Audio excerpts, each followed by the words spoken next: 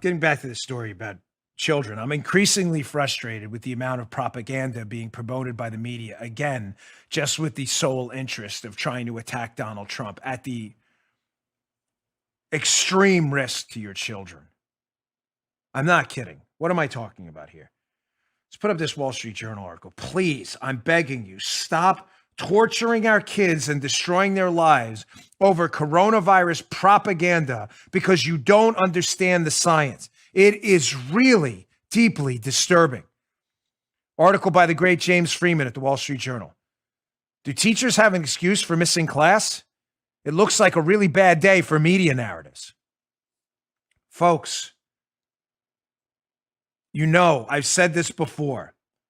I'm not conditioning things here. I'm not trying to couch my arguments. My life was changed by good teachers.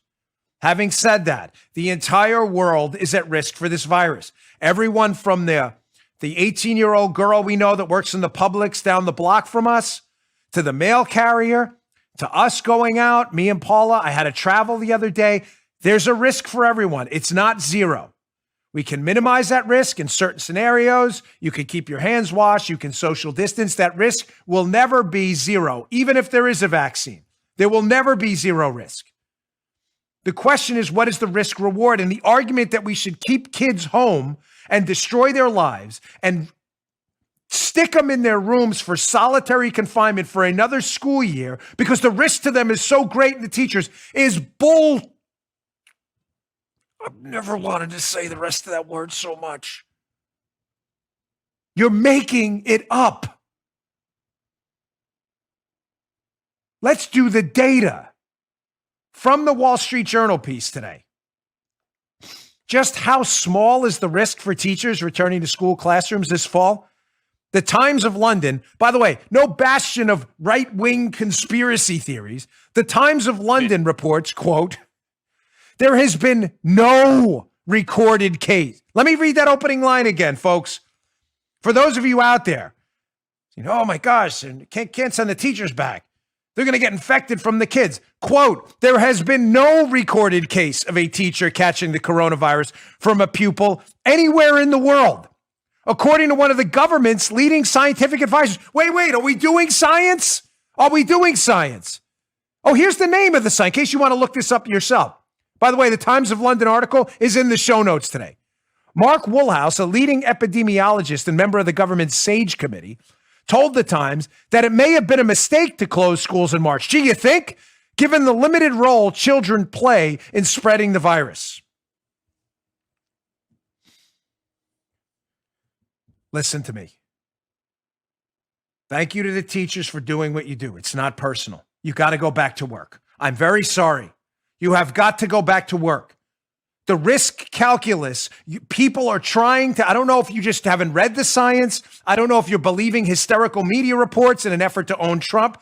You are not at a significant risk of catching this from kids. There is no science to back that up at all. You have no reason not to go back. I'm very sorry. I'm not looking to put you at risk. I'm not looking to insult you. I'm not looking to degrade the very important, critical work you do for our kids and the future of our country. I mean that from the bottom of my heart. You have to go back to work. If you don't want to go back to work, find a different line of work so someone can. You are not at the risk you think you're at if you're telling us you're at high risk, because you're not. The risk is not zero. It's not insignificant. But that applies to everyone. To the parents out there, I believe in liberty and freedom. You don't want your kids back in school? Great. I do. To the numbnuts who tweeted to me the other day, the blue checkmark moron author, your kids first. Yes, please. Please, my kids first. Did you not read my tweet? Please. My daughter needs to be around her friends and socialize. She's 8. 8. She's 8. She's sitting in a room. And listen, we have a nice house. I'm not complaining. It's not like torture. We've been very lucky, having grown up not so lucky. There's a person I know, shall remain nameless, They live in a trailer park. They're stuck in one big square room all day. The kids have to go back. If you don't want to send your kid back, keep them home. That's not my business anymore. My country's my business, but if you want to make that decision because you erroneously believe your kid is going to be a super spreader despite no science to back that up at all, then you do you. But my kid is going back to school. You can do the iPad thing, fine. You think you have a better solution? I love homeschooling. It's great. We can't do that. We have a job. We have to pay for our house and our kids and the food and everything else. I don't have that. I love homeschoolers. If you can find a good homeschooling program, your kid will be probably a lot better off. A lot of parents can't. If you want to keep your kids home because you have some kind of erroneous, irrational fear they're going to become a massive super spreader, do your thing. Just leave my kids alone. We're going back. Do the distance learning. I'm not telling you how to live your life. You're telling me how to live mine. I don't want your kids back in school either. Take that. Oh my gosh, sometimes I wish we were digital only. You know where you can stick that advice. How does that affect your kid? Set up distance learning programs. There's tons of them out there. My kid's going back to school. You don't believe me? Damn, the data's on our side. It is? You sure you actually read the data? Do you read it all? Here's a tweet by, I encourage you to check this out in our Twitter feed. A woman I just came into contact with today, a Mary Vogt, who has an excellent thread. This is just one of many pieces out of 12 tweets she put out on this. Mary Vogt about school closings. Quote, schools are open in Sweden and closed in Finland. Researchers conclude, quote, closure or not of schools had no measurable direct impact on the number of laboratory-confirmed cases in school-age children in Finland or Sweden. Again, please cite to me the data. Your kid is going to be some super spreader of this virus. Sweden stayed open, Finland closed. No measurable impact. Measurable, meaning they measured it. Like science.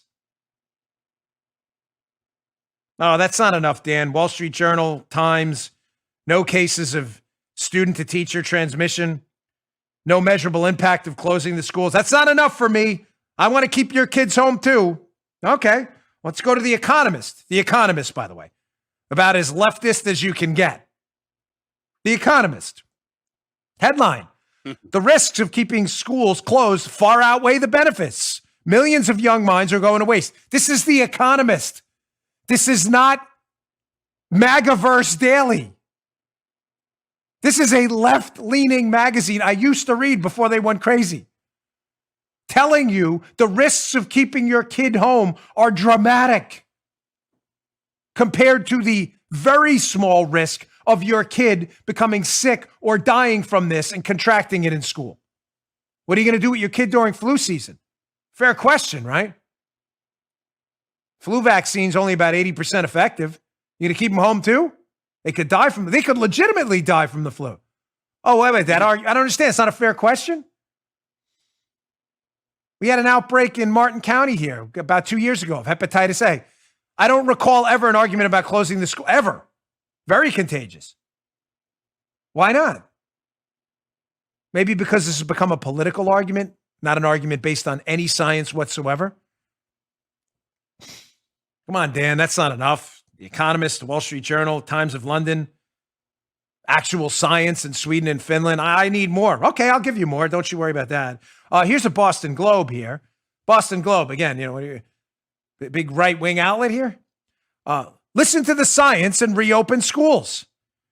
Adding months more to this toll will be an educational disaster that some children may never recover from. We have a screenshot from this? We do, right? Yes. This is a long story behind the screenshot, by the way. Everyone thank Paula collectively for this screenshot. I'll tell you the story another day in the interest of time. Screenshot from the Boston Globe piece. But what about the risk to teachers and staff? We've been told these kids are super spread. They're going to kill all the teachers. Well, again, quote, listen to the science. I thought we were doing science. A report led by the former head of the CDC under Obama concluded that children appear less likely than adults to transmit COVID to others, unlike other viruses like influenza, though the evidence is still limited and preliminary. All right. Studies examining schools with known cases of COVID have shown low transmission rates. For instance, in one case, just 2 students and no teachers infected out of 863 close contacts. Others show 0 confirmed infections, even among teachers and students who sat in the same classroom with a symptomatic child. Again, please tell me why you want my kid imprisoned in solitary confinement staring at an iPad for 10 hours a day because you think the kids are super spreaders that are going to infect everyone. What data are you actually basing that on? You want to keep your kid home, knock yourself out. Leave my kid alone. Unlike you, I believe in liberty and freedom and that kind of thing. What about more evidence? This is another Paula special. Here's an NPR study about YMCAs and daycare. What parents can learn from childcare centers that stayed open during lockdowns. NPR.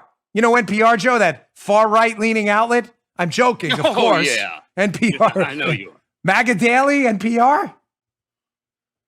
You know what they found? That throughout the pandemic, many childcare centers stayed open for frontline workers. Everyone from grocery store clerks to doctors to YMCA of New York and New York City's Department of Education, they've been caring for collectively tens of thousands of children since March. The kids, Joe, you know, the super spreaders.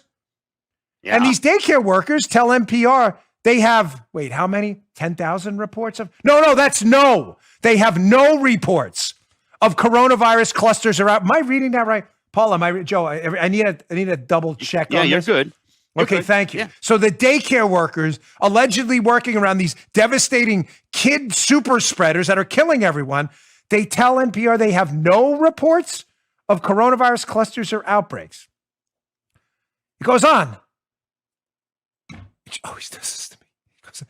As schools sweat over reopening plans, and with just over half the parents telling pollsters they're comfortable with in-person school this fall, public health and policy experts say education leaders should be discussing and drawing on these real-world childcare experiences. Again, are we doing science? Because what's interesting is when I mention science and data on this show, the video partner on this show, YouTube, winds up crushing our show. You notice that? How weird that is? We're not doing science. It's crazy how our audio keeps exploding. And every time we mention science, the video gets crushed. It's just weird, isn't it? Boston Globe, Economist, Science from Sweden and Finland, Wall Street Journal, Times of London, NPR.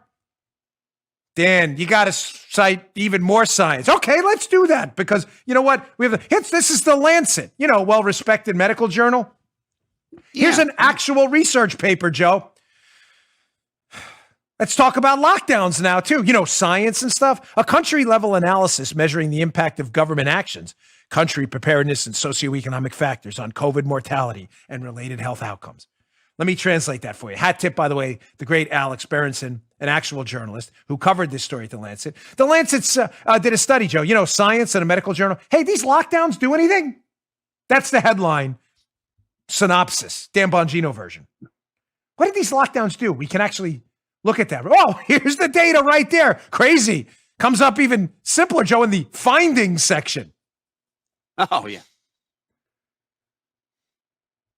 Let me read the last sentence. Rapid border closures, full lockdowns, and widespread testing were does that say we're not? Again, I'm just checking here. Were not associated with COVID mortality per million people? Just to be clear, let me read that sentence again. Border closures, full lockdowns, and widespread testing were not associated with COVID mortality per million. In other words, science and stuff, where when we put this out, our videos get squashed. I don't know why anybody's doing that. We're living in Orwellian kind of 1984, all kinds of This is like Animal Farm type stuff too. Some animals are better than others. So the lockdowns had nothing to do with decreasing or increasing the mortality rate, meaning the lockdowns did nothing to stop people from dying from this. I'm just checking. So we squashed people's businesses, destroyed their lives, in many cases, their families' lives and their kids' futures too would have inherited those businesses. We did that because why? There's a whole bunch of evidence it worked. No, there's none. No, there's actually no evidence they worked.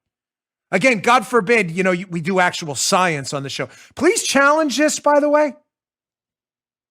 Unlike CNN and MSNBC and the New York Times, the Washington Post, and the other fake news specialists that specialize in propaganda, we just gave you 6 pieces of data and reporting that what you're telling people to do, don't send your kids to school, they're super spreaders, is absolutely false. Lockdowns, we need more of them. They don't work. And you'll do it anyway because we got to orange man bad. We got to orange Trump. You got to, good. You keep doing that. Idiots.